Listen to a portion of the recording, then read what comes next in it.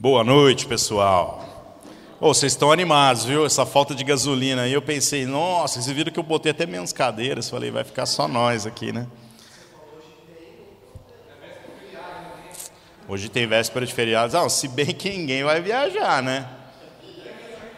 Minha mãe ia para Caldas Novas e ela já está assim, não rola, né? Porque se ela encher o tanque, dá para ela ir e voltar. Mas quando ela volta, eu tenho que buscar o carro dela guinchado lá na entrada da cidade. Porque esses carros bebem, né? Muito bom, irmãos. Hoje nós vamos falar sobre o capítulo 13 do Evangelho de Mateus.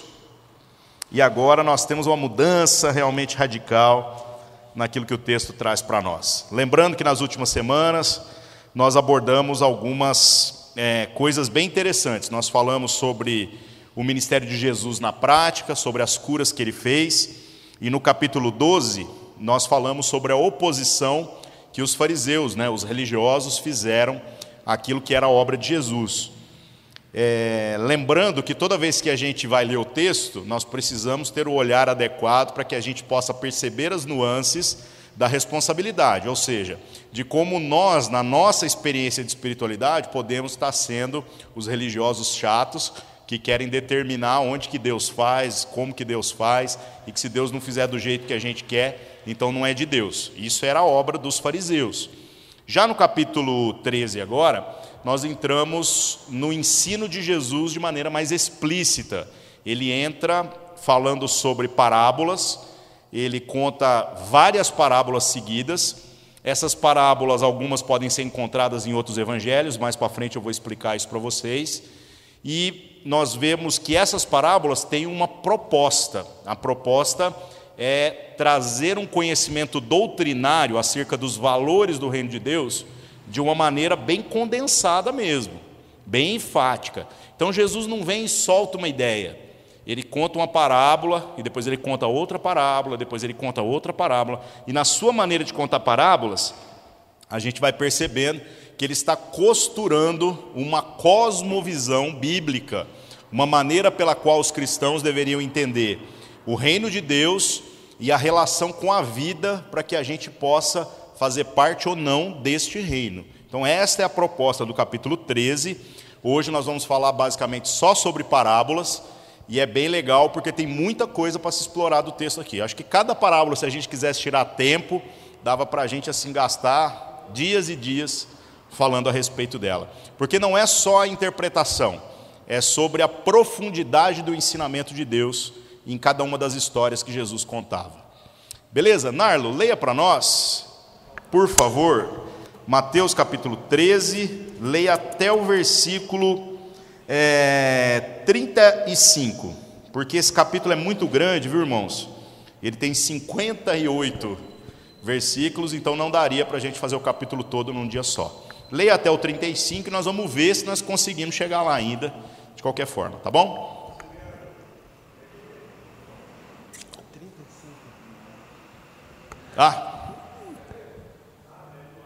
Não, desculpa, houve uma confusão. É que ele está com o microfone na mão lá, então por isso que... Tá bom? O Narlo fica escondido lá no fundo. Manda ver, irmão. Tendo Jesus saído de casa naquele dia, estava sentado junto ao mar. E ajuntou-se muita gente ao pé dele, de sorte que, entrando num barco, se assentou, e toda a multidão estava em pé na praia. E falou-lhe de muitas coisas por parábolas, dizendo: Eis que o semeador saiu a semear.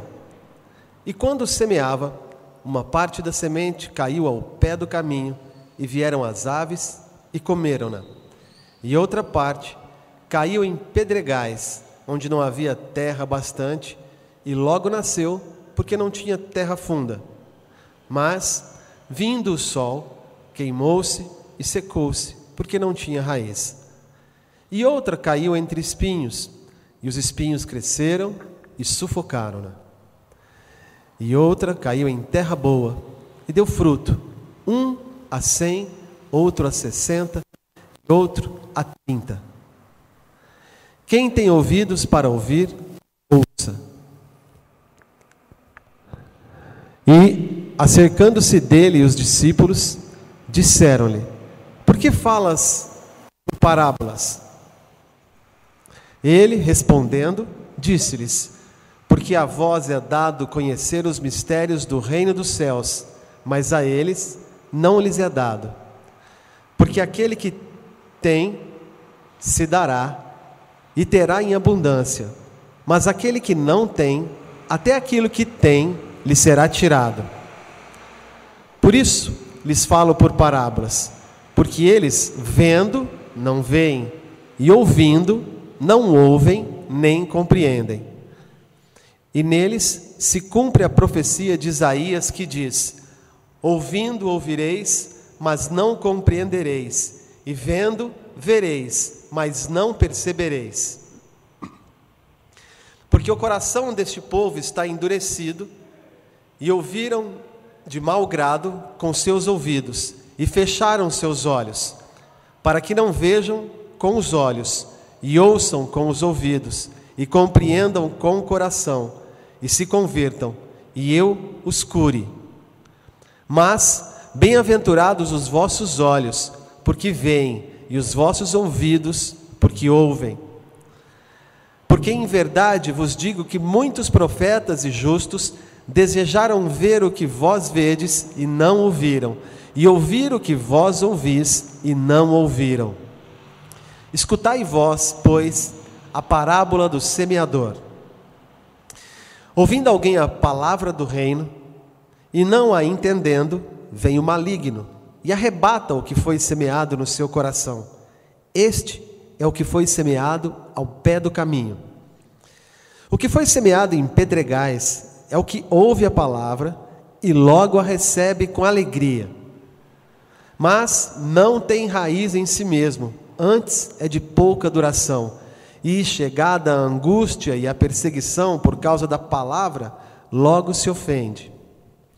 E o que foi semeado entre espinhos é o que ouve a palavra, mas os cuidados deste mundo e a sedução das riquezas sufocam a palavra e fica infrutífera. Mas o que foi semeado em boa terra é o que ouve e compreende a palavra e dá fruto, e um produz 100, outro 60 e outro 30. Propôs-lhes outra parábola dizendo: o reino dos céus é semelhante ao homem que semeia a boa semente no seu campo. Mas, dormindo os homens, veio o seu inimigo e semeou joio no meio do trigo e retirou-se. E quando a erva cresceu e frutificou, apareceu também o joio.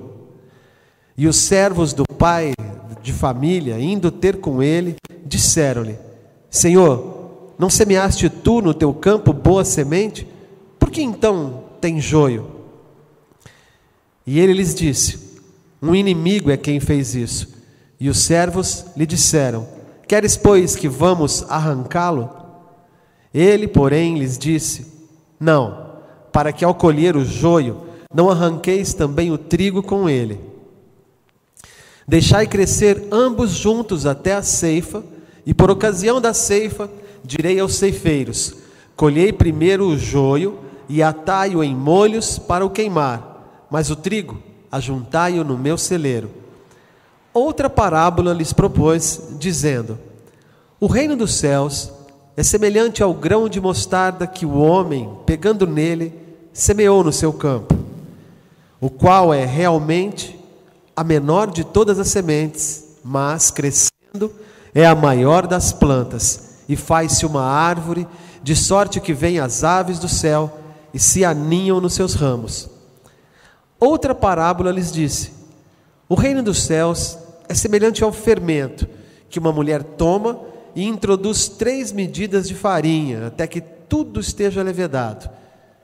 Tudo isso disse Jesus por parábolas à multidão, e nada lhes falava sem parábolas, para que se cumprisse o que fora dito pelo profeta que disse: abrirei em parábolas a minha boca, publicarei coisas ocultas desde a fundação do mundo.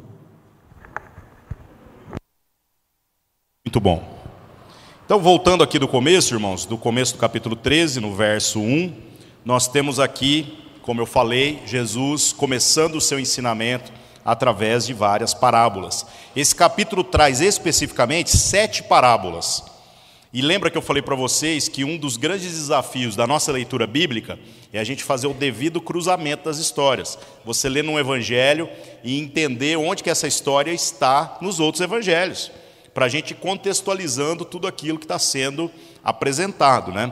Agora, olha só, para vocês verem como que os evangelhos, existem algumas linhas de historiadores que falam que os evangelhos foram feitos com os caras tudo junto. Tipo assim, um escreveu, aí os outros cataram os evangelhos, e aí, baseado naquilo que foi escrito, eles escreveram o evangelho deles, né? E aqui a gente vê a riqueza de observadores diferentes a partir de pontos de vista diferentes. Porque não há uma contradição das histórias, mas há nuances que fazem com que a gente perceba que nem todo mundo presenciou os mesmos fatos ou conseguiu os mesmos testemunhos para poder escrever o texto. Então, no Evangelho de Mateus, tem 7 parábolas. No Evangelho de Marcos, tem 4 parábolas dessas 7. E das 4... Dessas 7 não, desculpa. Tem 4 parábolas nessa mesma ocasião em que ele começa a ensinar. E 3 delas são uma dessas 7. E uma delas, a quarta, ela é uma parábola inédita que não está escrita no Evangelho de Mateus. No Evangelho de Lucas, tem 3 parábolas que fazem parte desse conjunto de 7. Só que elas não estão agrupadas. Elas são contadas por Jesus separadamente, em momentos distintos. Então não dá para a gente, obviamente, por uma razão até de coerência, dizer que os textos foram escritos todos juntos. Que alguém sentou e falou, vou escrever os evangelhos. Porque se alguém quisesse endossar o negócio dizendo que isso aqui é a verdade pela maneira que está escrito, obviamente todos contariam a mesma história nos mínimos detalhes. Então o Evangelho não tem essa proposta. O Evangelho não traz para nós essa proposta de defesa da fé nessa perspectiva. Ele enriquece o nosso conhecimento acerca do ensino de Jesus a partir do ponto de vista de cada um que testemunhou ou foi se informar com aqueles que testemunharam para poder relatar as histórias que estão aqui no Novo Testamento. O que mais que a gente tem aqui? No verso 1, diz que Jesus, saindo de casa naquele dia, né, ele se senta junto ao mar. Nos outros evangelhos não existe esse versículo de conexão. O que é um versículo de conexão? Você vê que tendo Jesus saído de casa, quer dizer que então agora é uma continuação daquilo que aconteceu no capítulo anterior. Nos outros não há esse tipo de conexão, né? Então é uma coisa muito interessante as minúcias, o nível de detalhes que Mateus coloca aqui no seu evangelho, né? E que enriquece a gente. O que o texto está dizendo? Ele diz que Jesus, ao contar as suas parábolas, ele está dando continuidade àquele debate que ele teve com os fariseus, que queriam desqualificar a obra de Deus e tudo aquilo que era a autoridade dele para poder fazer, inclusive, sinais e milagres. O que mais que acontece aqui? No verso 2, diz que ele junta muita gente e entra num barco, enquanto a multidão ficava em pé na praia para que pudesse ouvir o seu ensinamento. Galera, aqui tem um tanto de coisa a se observar. A primeira delas é que isso não é uma coisa inédita. Era um costume judaico, toda vez que havia um mestre, um rabino, alguém que tinha um ensinamento naquela circunstância para compartilhar, que o cara se sentava no barco, então você arredava o barco um pouquinho, colocava a multidão na praia e o cara falava. Então isso não é uma coisa inédita, Jesus não foi o primeiro a fazer isso. Era meio que algo normal de se acontecer. E o mais engraçado da história é o porquê que se fazia isso. E tem uma lógica aqui, né, que é uma lógica até assim, de cunho científico, que é a questão da acústica, do como que Jesus, sentado num barco e o povo na praia, ele está com todo o vento, com tudo aquilo que está vindo ali do mar, favorecendo a propagação do som da voz dele. Então é como se ele tivesse uma concha acústica ali, natural, através da geografia do próprio local. Então é por isso que Jesus usa esse barco, né? Uma coisa simples de se perceber, mas você vê que assim, Jesus usa tudo. E eu falo sobre essas coisas porque a igreja, historicamente, vive uma crise de relação com a tecnologia, porque isso aqui é uma tecnologia, eles podem não ter a ciência da coisa, mas eles sabiam como funcionava, né? Então, por exemplo, no passado a gente ouvia gente falando assim: mas será que televisão pode ser usado para a glória de Deus? Hoje eu já acho que não, né? Mas na época eu achava que sim, porque a televisão estava uma decadência, né, gente? Mas depois houve outros questionamentos. Não, será que a internet pode ser usada para a glória de Deus? Gente, tudo pode ser usado para a glória de Deus. Toda tecnologia pode ser usada para fazer com que aquilo que são as coisas de Deus na nossa vida sejam propagadas. Não é essa evangelização chata de ficar tentando enfiar Deus goela abaixo nos outros, mas é aproveitar as oportunidades, nos lugares onde a gente estiver, ser sensível. Onde houver gente querendo ouvir de Jesus, você vai lá, se posiciona e testemunha. E Jesus aqui tinha gente querendo ouvir dele, ele foi lá, subiu no barco, fez igual os outros faziam, já tinham a técnica, e por fim, ele fez o discurso. Ele faz o seu discurso em cima dessa plataforma. No verso 3, diz então agora que ele fala todas as coisas que tem para falar por intermédio de parábolas. E, gente, o que é parábola? Isso é muito legal, né? Tinha umas piadinhas de crente antigamente, falava assim: Jesus não gosta de futebol, porque ele mandou parar a bola e porque ele mandou tirar a trave. Que piadas ridículas, né? Mas faziam muito sucesso nos anos 90, né? Então, o que é a parábola, gente? A parábola é uma narrativa especial que traz uma verdade espiritual, uma verdade moral. Ela não é uma história que necessariamente aconteceu com alguém. Nós falamos sobre isso, se eu não me engano, no capítulo 1 ou 2, quando eu fiz uma distinção do que é uma história daquilo que é uma parábola, uma história factual, né, com aquilo que é uma parábola. Então, no geral, as parábolas não contêm nomes. Ela sempre fala um semeador, né, um agricultor, uma mulher. É sempre uma história genérica, enquanto que os fatos falam sempre citando nomes. E aí, daquela vez, não sei se vocês se lembram, eu coloquei na roda aquela sinuca de bico que a gente fica ao ler aquele texto de um mendigo chamado Lázaro, que ficava na porta de um cara rico, e depois os dois morrem, e aí o Lázaro vai para o seio de Abraão, ou seja, ele vai para o céu, enquanto que o rico vai para o inferno. E a gente fica lendo aquele texto, porque toda vez que fala do rico, é um rico, mas toda vez que fala do pobre, ele tem nome, ele chama Lázaro. E isso dá uma sinuca de bico na cabeça da gente, porque a gente fala assim: rapaz, Jesus está falando de um princípio moral, ou ele está contando uma história? E o que dá a entender é que é uma história mesmo, é um fato, né? Obviamente Jesus não expôs o nome do rico, porque a família dele devia ser conhecida, né? E não ia pegar bem expor a galera toda, né? Porque o próprio texto diz que os irmãos dele ainda estavam vivos ali, né? Então, legal, né? Jesus poupou a família. Neste caso aqui, nós temos parábolas, né? E Jesus também não é o inventor da técnica. Muitos mestres rabinos, muitos mestres da religião judaica, possuíam também a tradição de comunicar verdades da Escritura através de parábolas. Gente, o que é uma parábola? É uma história. Contar histórias é uma arte.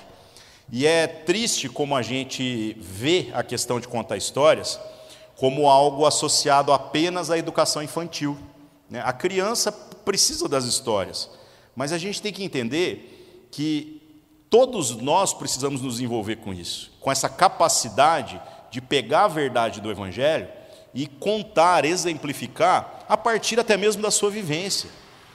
Não é inventar uma mentira, não é essa a questão, mas é saber conversar com as pessoas. Então, histórias são sempre geniais. Toda vez que a gente viaja, a gente volta cheio de histórias.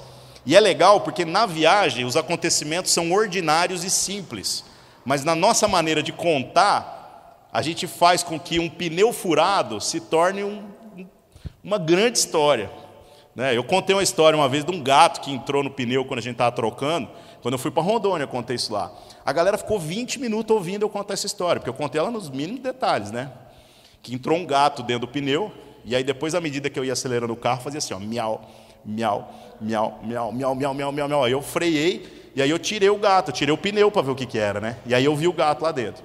E é legal, por quê? Porque depois de eu contar essa lorota toda, teve gente que virou assim, com os olhos brilhando, e falou assim: e o gato estava vivo? Gente, Gente, não tinha gato, gente, era tudo uma viagem, né? Mas é a habilidade. E Jesus é muito engraçado, porque Jesus não fica contando piadinhas, Jesus não conta histórias frívolas, ele sempre está falando sobre coisas do reino de Deus. Mas o jeito de Jesus contar as suas histórias faz com que a personalidade dele seja tão agradável que os caras chamavam ele para tudo. Os caras fazem um jantar, chama Jesus. Tem um casamento, chama lá, quem que é aquele cara? É o filho do carpinteiro. Ninguém chama o filho do carpinteiro para nada, velho. Mas Jesus era uma pessoa agradável, uma pessoa que sabia conversar, que valorizava esses aspectos subjetivos da comunicação, que é a gente falar sobre as verdades do reino de Deus a partir de onde os nossos pés estão. Então, quando você for falar de Jesus para alguém, fale a respeito da sua vida, fale a respeito de valores que tem a ver com a sua vida, não fica só contando testemunho dos outros. Tem gente que vive de testemunho dos outros, é uma coisa ridícula. Então Jesus aqui não, ele tem histórias, ele observa. E talvez algumas dessas histórias sejam coisas que ele percebeu no cotidiano, ao longo da sua vida. Coisas que ele percebeu na sua vida ordinária.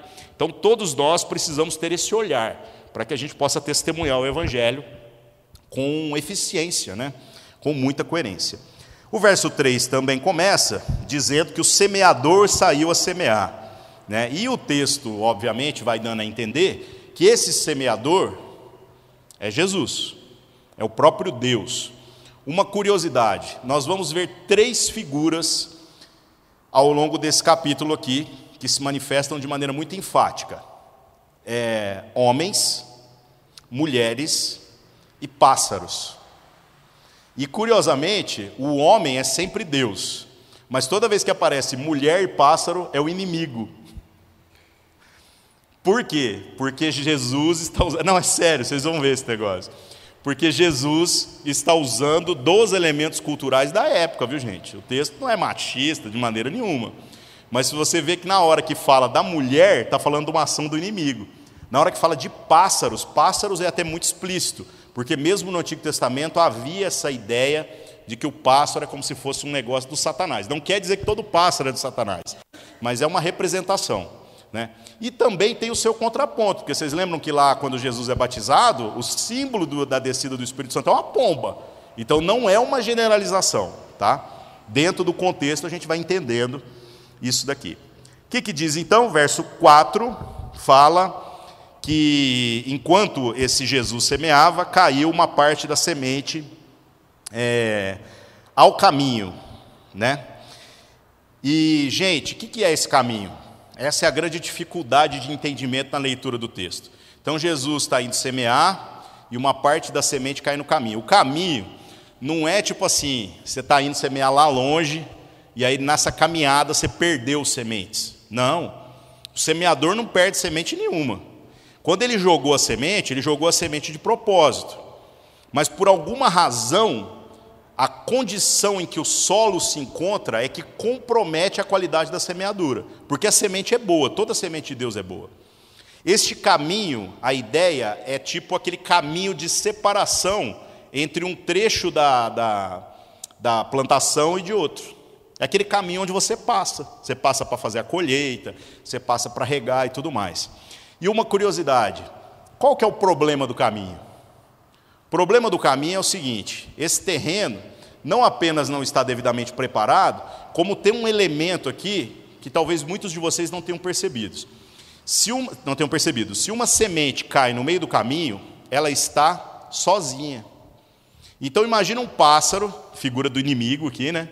Que está voando e está procurando, eu não sei como é que pássaro enxerga, mas enxerga. Lá em casa eu vejo o pássaro ver o farelo de pão que caiu da mesa e o pardal desgramado vem voando e ele vai no lugar para pegar. A gente até deixa uns pão de vez em quando lá, né?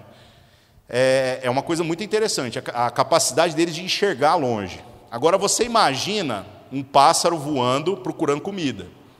E de repente ele vê uma plantação. Mas ali no caminho ele vê um grão. É uma semente que está dissociada do agrupamento daquilo que foi semeado. Então a proposta aqui da semente que caiu no caminho, não é apenas a ideia também da qualidade do solo, mas da localização do solo. E isso remete para nós muitas ideias interessantes. Dentre elas, um dos princípios da vida cristã, que é a questão da comunhão.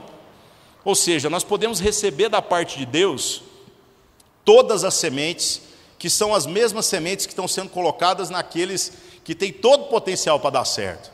Agora, se nós estivermos desagrupados do lugar onde Deus está cuidando, sabe o que vai acontecer? A gente está suscetível ao ataque do inimigo.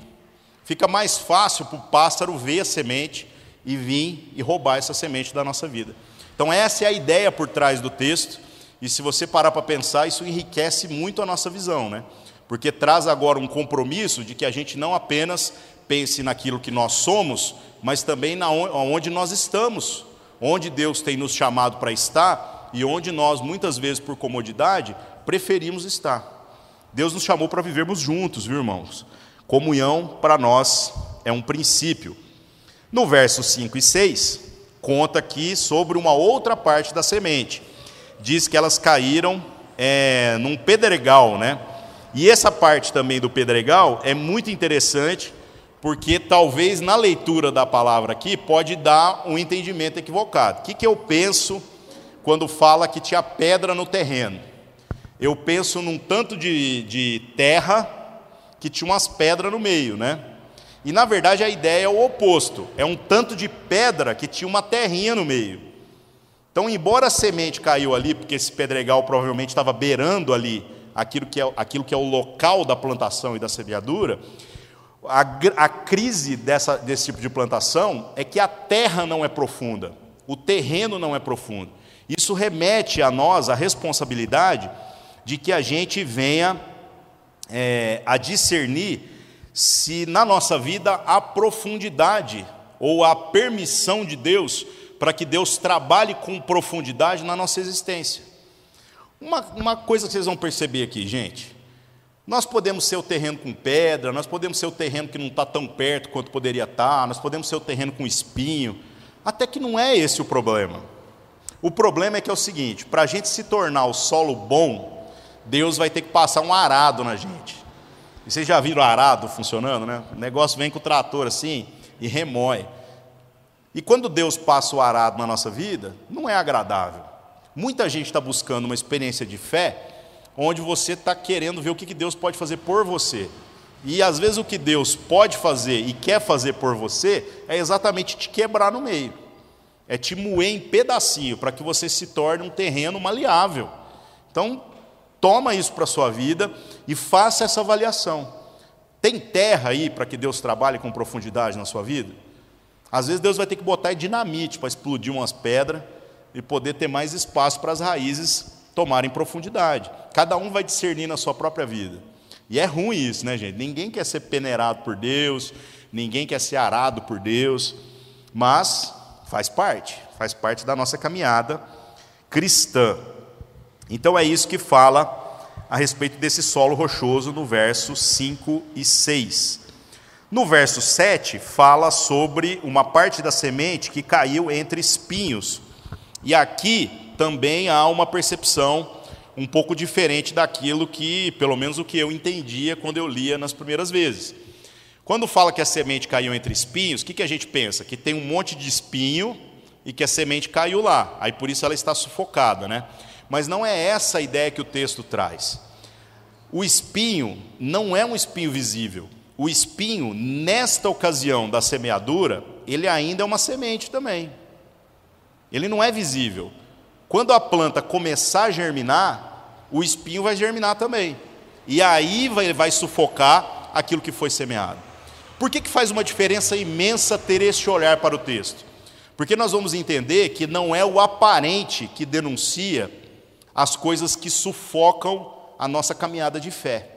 São muitas vezes coisas que estão entranhadas nas raízes. São coisas que estão entranhadas no nosso mais íntimo. Coisas que não estão dando para serem percebidas agora, mas que vão ser percebidas à medida que a gente vai caminhando. Então, irmãos, é difícil. De certo modo, é prudente que a gente se permita ser sondado por Deus no nosso interior, na nossa intimidade, para que a gente possa descobrir o que é que tem. Se a gente tem esse tipo de raiz de espinho, vai ter que passar o arado mesmo, tem que matar esse negócio. Porque não tem jeito da gente ficar dividido. Não tem jeito da gente viver com uma expectativa a respeito de coisas que vão concorrer com a vontade de Deus para a nossa vida. Então é uma crise aqui, é uma dificuldade, mas também é um alerta. Olha para a sua vida e pensa, existem coisas que eu ainda nem estou vendo, que nem são exteriores, que podem vir a sufocar o Evangelho na minha vida lá na frente, então começa a resolver esse negócio agora. É mais fácil a gente resolver agora do que a gente esperar depois nascer aquele tanto de espinho, porque o espinho ele é diferente do joio, que vai ser citado mais para frente aqui na história. Né? O espinho é de difícil manuseio, não tem onde pegar no espinho. Não tem por onde você vir e colocar a mão para tentar separar ele do resto das coisas. Quando dá espinho no meio da plantação e tudo cresce, além de matar a plantação, literalmente você perde aquela parte do terreno. Não existia mata-mato na época, viu, gente? Quanto mais herbicida seletivo, como a gente tem hoje. Então, infelizmente, compromete. Na nossa vida, nós precisamos de discernimento para saber o que compromete. Orar, buscar na palavra de Deus, dizer assim, Senhor, quais são os espinhos que estão aqui, entranhados em mim? Porque senão, sabe o que vai acontecer? Às vezes eu tenho um problema com dinheiro, e eu não tenho dinheiro, mas eu tenho já o problema, a raiz está aqui. Aí o dia que Deus me abençoar com dinheiro, eu tropeço. E aí tem gente que põe a culpa no dinheiro, porque a gente sempre adora terceirizar a responsabilidade, né? Fala assim, o dinheiro corrompe. Gente, dinheiro não corrompe, dinheiro revela. Ele revela aquilo que estava entranhado dentro da gente. Porque a Bíblia traz a história de muitos homens e mulheres que foram ricos e ainda assim viveram como se não fossem. Eram justos diante de Deus e faziam tudo de maneira que glorificava a Deus, até mesmo com os seus bens. Então não é um problema a riqueza, o problema é onde está nosso coração. Então, que a gente ore e peça a Deus para que Ele sonde o nosso coração com relação a essas coisas, tá? O que mais? O verso 8 fala agora sobre a semente que caiu na boa terra, né? E a proporção aqui é genial, né? Fala que a semente deu fruto a 100, a 70 e a 30 por um. Né? Do que eles estão falando aqui? Jesus aqui está dando uma de agrônomo, literalmente, e está falando sobre o terreno ali da Galileia, que era conhecido por um terreno de ser um terreno de extrema fertilidade. Então, quando se plantava ali no lugar certo, no terreno certo, a proporção da colheita era essa daqui, 30, 70 e 100 por um. Uma coisa assim, genial, né, gente? E não tinha semente modificada geneticamente, transgênico, não tinha nada desse negócio, não. Né? Como você vê aqui, o texto sempre está falando sobre o solo.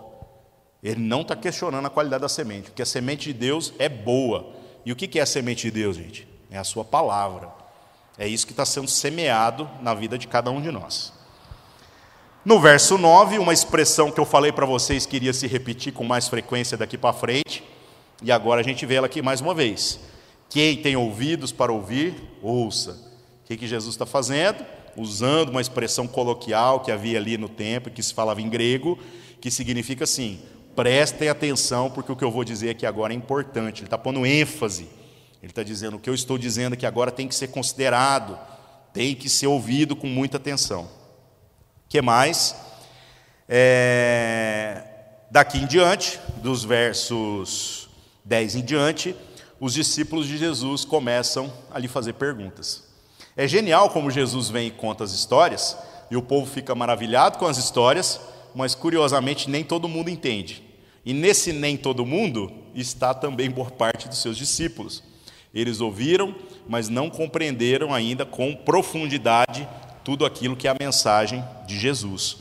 Então no verso 10, os seus discípulos perguntam, né? Por que você fala a eles por parábolas? Né? E Jesus no verso 11 fala que foi dado aos discípulos conhecer os mistérios do reino dos céus, mas ao restante do povo não foi concedido.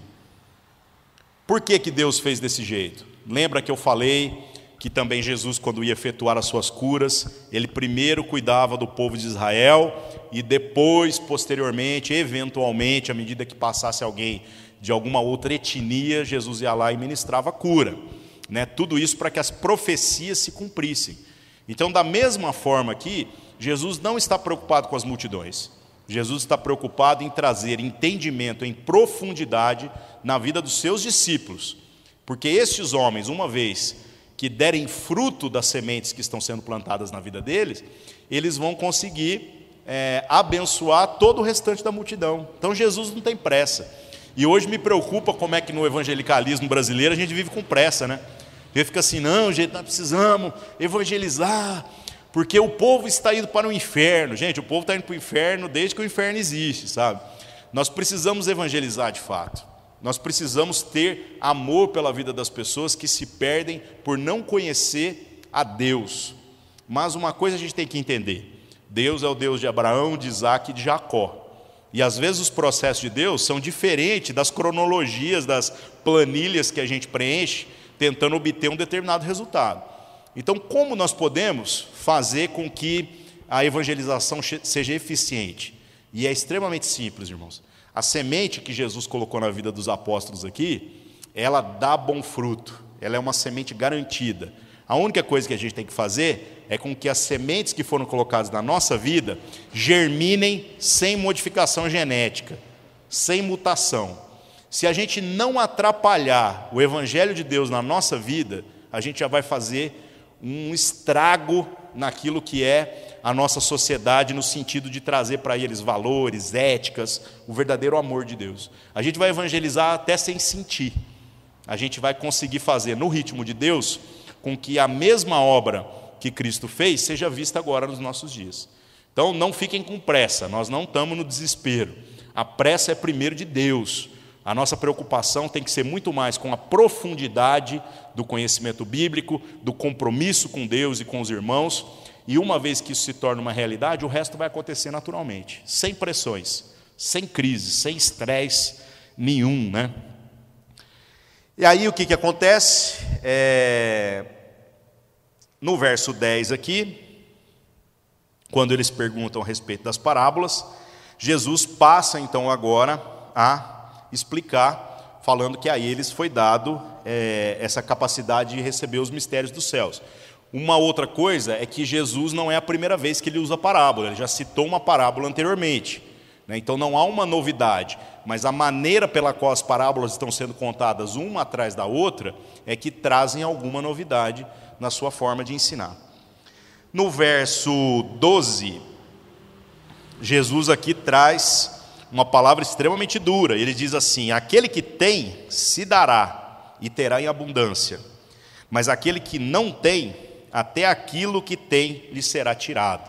Aí tem gente que quer tirar esse texto do contexto para tentar explicar um tanto de coisa aí, né? Porque o cara vai falar assim: essa aqui não é aquela música daquele grupo As Meninas, bom xibom, bom, bom xibom, xibom, bom, bom, né? Que o de cima sobe, o de baixo desce. Não, não é, gente.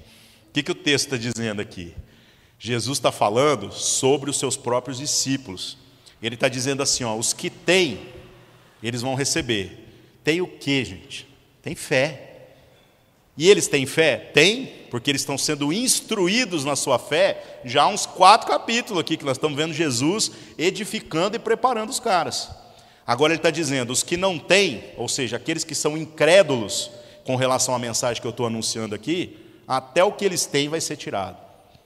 Eles vão perder a fé, é até pior. A incredulidade vai gerar como consequência na vida dessa pessoa um total bloqueio na sua relação com Deus e com a sua vontade. É esse que é o sentido do ter ou não ter. Não está falando de dinheiro, não está falando de nenhuma outra coisa. Por isso que é perigoso tirar versículo do contexto, viu, gente? Toda vez que a gente vai ler um versículo, leia o capítulo inteiro para você se contextualizar. E às vezes você tem que ler mais de um capítulo, porque a divisão por capítulos ela não é muito inteligente. Quem fez isso não obedeceu critérios muito científicos. Quem fez isso de qualquer jeito. E a tradição acabou conservando. Eu falo isso, a galera acha que eu estou exagerando, já citei outras vezes, mas vale mais uma vez.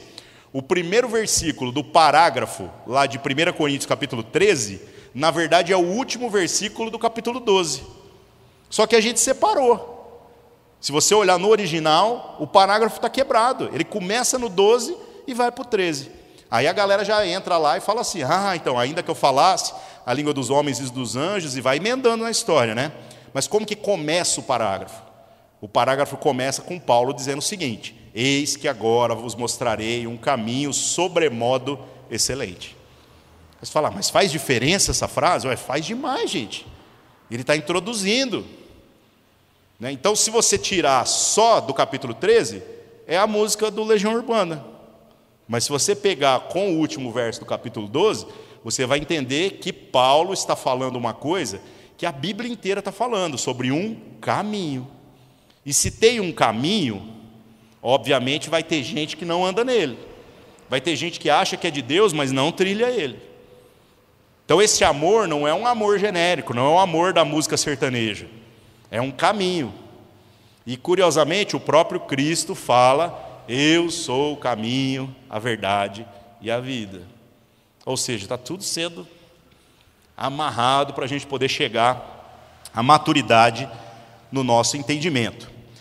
No verso 13 a 15, Jesus aqui explica que fala por parábolas para que aqueles que ouvem, ouvindo, não compreendam. E isso aqui é apontado no verso 14 como parte do cumprimento de uma profecia que está descrita lá no livro de Isaías. Quem quiser, obviamente, a título de curiosidade, conferir depois, está em Isaías 6, de 9 a 10. O que Jesus está denunciando? A insensibilidade espiritual. Gente, é incrível uma época da história em que o povo clama pelo Messias, clama pela libertação de Deus. Jesus vem, faz mais do que eles esperavam. Jesus consegue ser surpreendentemente mais poderoso do que qualquer profeta que já andou sobre Israel, e eles o rejeitam. Eles não têm sensibilidade. Por quê? Porque o religioso quer botar Deus na caixinha de fósforo. Parece que aquilo que Deus vai fazer só serve se for do jeito que Ele quiser. Se for do jeito que Deus quiser, não serve.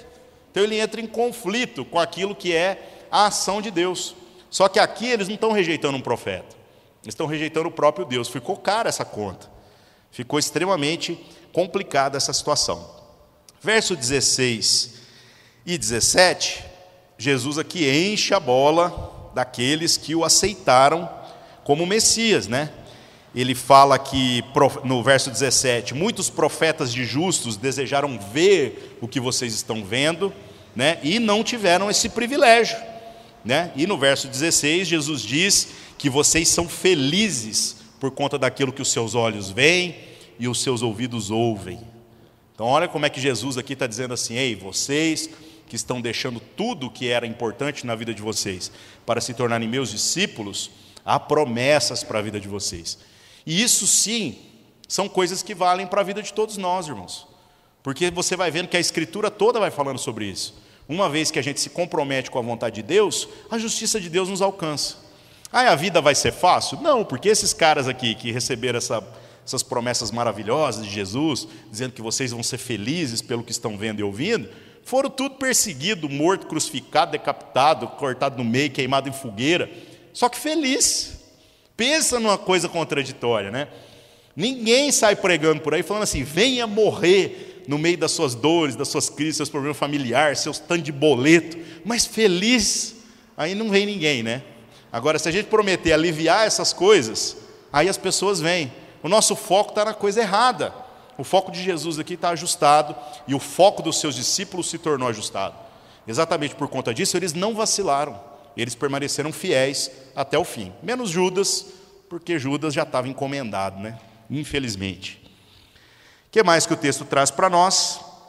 No verso 18 a 23, Jesus vem agora explicando a parábola que a gente acabou de falar, e a explicação até que não tem nenhuma novidade, né? Jesus fala quem que é agora o pássaro, quem que é o terreno tal, quem que é o terreno tal, né? Basicamente o que a gente já fez, só que obviamente nós tentamos dar uma abordagem um pouquinho mais diferenciada, tentando ter alguma profundidade nesse negócio. No verso 24, nós entramos aqui agora em uma coisa bem legal. O que acontece? No verso 24, nós vemos Jesus propondo outra parábola, a segunda parábola aqui. É a segunda? É, né? É a segunda deste pacote aqui, que é a famosa parábola do trigo e do joio. E essa parábola também tem muita coisa para a gente observar com atenção, né? Ele fala que tem um homem que semeia boa semente no seu campo. Então quem que é o homem? É Deus. Quando for mulher, vocês vão entender que é o inimigo aqui, tá mais para frente. Mas enquanto é homem, ainda é Deus, né? E então, mais uma vez, Jesus está falando de si mesmo. E mais uma vez ele está falando de semente. Só que aqui ele propõe outra dinâmica. Ele diz que no verso 25, dormindo os homens, então agora não é mais o homem, tem outros homens que estão junto com ele, né? Veio o seu inimigo e semeou o joio no meio do trigo e retirou-se. Irmãos, só esse versículo já dá para fazer uma tese de doutorado em teologia e tirar a sua pós-graduação facinho. O que esse versículo está apontando? Uma coisa incrível. Hoje, na nossa influência do humanismo, né, dessas filosofias que tentam deformar aquilo que são os princípios da palavra de Deus, tem muita gente que acredita que o mal é uma coisa inerente ao ser humano, que o mal é uma coisa que deve ser relativizada, porque o mal não é uma condição absoluta no sentido de ser algo intencional que aconteceu na história da humanidade. Pois aqui Jesus está defendendo o oposto disso. O que Jesus está dizendo? Ele está dizendo assim, a semente que eu plantei era boa, certo? Mas veio o inimigo, ou seja, tem alguém que está conspirando contra as coisas de Deus. Esse alguém tem o nome de Satanás, diabo, capeta, pé torto e todos os outros nomes que a gente tem aí, né? Mas, gente, o diabo não é para ser um problema na vida do cristão. Não é. Porque nós sabemos que o diabo não tem autoridade nenhuma sobre absolutamente nada daquilo que está sob o domínio de Deus, a não ser que Deus permita, porque Deus quer extrair algum bem maior disso daí de alguma forma que nós não compreendemos. O que aconteceu nessa história em particular? Né? No verso 27, fala que os servos desse pai de família vai lá e fala, olha, plantaram o joio. Gente, o que é joio? Joio é uma coisa sensacional. Joio é uma praga para quem planta trigo. Tem gente que pode ser plantador de joio, você vai usar o joio para outra coisa. Mas o joio, na plantação de trigo, ele é uma praga. Porque primeiro ele alastra. E segundo, ele é idêntico ao trigo. Você só vê a diferença do joio para o trigo na hora da colheita, no fruto. Porque o fruto do joio é diferente do fruto do trigo. E é exatamente por conta disso que no verso 29, este homem, que é Deus, diz que não é para fazer colheita antecipada. É para deixar tudo acontecer aí. Para que não ocorra de que seja arrancado o trigo, ou seja, a semente boa que foi semeada, porque alguém cometeu um erro de ficar na dúvida. Aqui também nós temos mais uma coisa que pode trazer um olhar em profundidade para as nossas relações com a vida. Porque na nossa vida é muito fácil a gente olhar para um e outro e falar assim, esse cara é joio, o Narlo é joio. Porque às vezes eu falo assim, não, ele é joio, eu tenho certeza que ele é joio. E a gente não está dando tempo da frutificação, da maturidade. Então não dá para julgar essa planta antes do tempo. Se você julgar antes, você pode errar.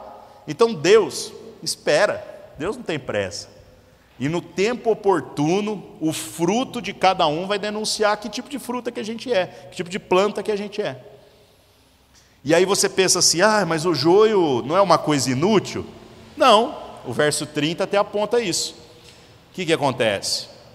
Então os anjos do Senhor, né, os seus servos, vão lá e conseguem pelo fruto diferenciar claramente quem é joio de quem é trigo, e eles guardam o trigo nos celeiros de Deus, e eles pegam o joio e amarram bem forte e colocam na fornalha. Então serve para queimar. Serve para ferver uma água, serve para um tanto de coisa. Só não serve para tomar lugar no celeiro de Deus, no lugar que Deus reservou. Então Deus tem lá seus planos, por mais loucos que eles possam parecer. Deus tem seu jeito de trabalhar. No verso 31, a gente tem a terceira parábola aqui. E nessa terceira parábola, nós vemos Jesus falando sobre outro elemento. Ele fala sobre um grão de mostarda, né? Grão de mostarda, gente, é uma referência muito interessante e muito comum para a época. Eu não sei quem já viu um grão de mostarda de perto. Uma vez eu fui num culto que alguém trouxe um grão assim e mostrou. Aí veio uma senhorinha, né? Uma velhinha que tinha na igreja, né? Que fez fila para todo mundo ver. E ela chegou perto assim, ela, cadê? Aí voou. Na pergunta dela, voou assim o grão de mostarda e acabou. Ninguém mais viu o grão de mostarda. Mas eu estava mais na frente. Não é zoeira não, isso é sério. É do tamanho de um grão de areia. Era a dona do gato, do pneu. Que maldade, Rafa. Mas aí o que acontece, gente? A semente é tão pequenininha que se você bobear, você perde. Aí eu fico pensando, o irmão que trouxe um grão de mostarda é um idiota também, né? Podia ter colocado num durex, assim, né, para ficar grande, ou podia ter trazido um balde de grão de mostarda, né? Não, mas o cara é miserável, trouxe um grão de mostarda. Então, muita gente na igreja, infelizmente, não viu. O que é curioso, né? É que a referência aqui de Jesus no verso 31 é que ele fala sobre o reino de Deus como esse grão de mostarda. E o que isso significa, né, irmãos? Significa o seguinte, é aquela semente que muitas pessoas não valorizam. E na nossa caminhada de fé, esse é o grande desafio. Porque as pessoas dizem assim, como que vocês viverem em comunidade, como igreja, ler Bíblia, orar, e se esforçar por ser uma pessoa coerente com o que a Bíblia está dizendo, transforma a sua vida. Isso é uma hipocrisia, velho. Porque tem aí N religiões que propõem coisas, às vezes, até mais legais do que aquilo que a Escritura está propondo. E, infelizmente, irmãos, a única resposta que a gente tem para essas pessoas é o seguinte, irmão, não despreza a semente, não. A única forma de você experimentar do fruto dessa semente é você se permitir ser semeado nela. Então, você deixa essa semente cair na sua vida, você, como solo, não atrapalha o crescimento dessa semente, e daqui um pouco a gente conversa. Então, o chamado do Evangelho não é para convencer pessoas. O chamado do Evangelho é para desafiar cada uma delas. Dizer assim, você está sendo desafiado a experimentar desse caminho, a deixar Deus fazer na sua vida. Anda com a gente, vamos andar junto, deixa Deus fazer. Aí depois você me conta aquilo que eu não consigo te explicar, porque infelizmente não dá para explicar, gente. Explicação de Deus na sua vida.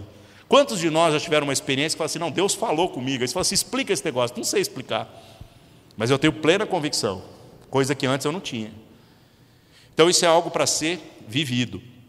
E também uma coisa que fala aqui no verso 32, é que esse grão, né, essa semente, ela quando é plantada, ela se torna uma grande árvore. Há algumas lendas rabínicas que dizem que houve alguns pés de mostarda que se tornaram árvores gigantescas, mas isso não é algo comprovado pela biologia ou cientificamente falando.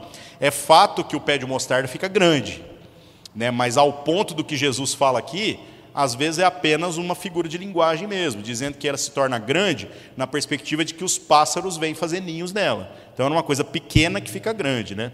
Mas a ideia aqui que fala que a semente vira a maior das hortaliças. Então, provavelmente, naquele contexto, havia algum pé de mostarda lá. Sabe aquele cajueiro que tem lá para o Nordeste, lá, que o povo vai lá, é até ponto turístico? Aquilo é uma aberração. É um cajueiro gigantesco, coisa de doido.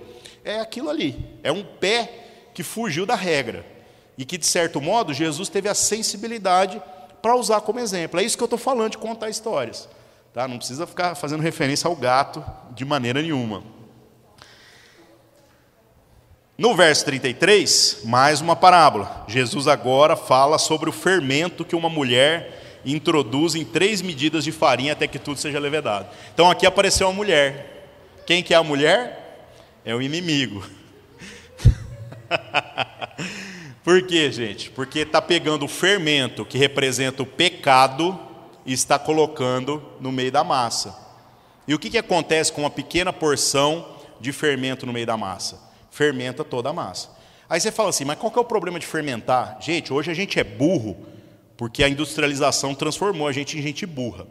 Por exemplo, essa crise agora, tem gente que pensa assim, ai, e se acabar o fermento, eu estoquei a farinha, mas se acabar o fermento, como é que eu faço pão?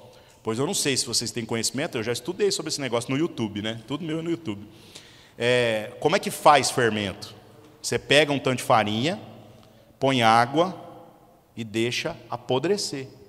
A hora que o negócio apodrece, aquilo ali é o fermento. Aí você fala, mas está cheirando mal. É isso mesmo. Aí você tira metade, joga na sua massa que você vai fazer o pão e pode esperar que o pão vai crescer. E aí o que você faz? Coloca mais farinha limpa naquele resto de podre que estava no fundo do copo e vai contaminar o negócio todo. Então, por isso que o fermento é um sinônimo do pecado, porque não tinha fermento biológico do jeito que a gente tem hoje. Então, quando se fala de fermento, ele está falando sobre massa podre. Essa massa podre contamina toda a massa, e contamina mesmo. O que é o pão crescer? É o efeito das bactérias que, contaminando toda a massa, começam a comer a massa, e aí produz o gás carbônico e a massa cresce. Fica cheio de bolinha de gás lá dentro.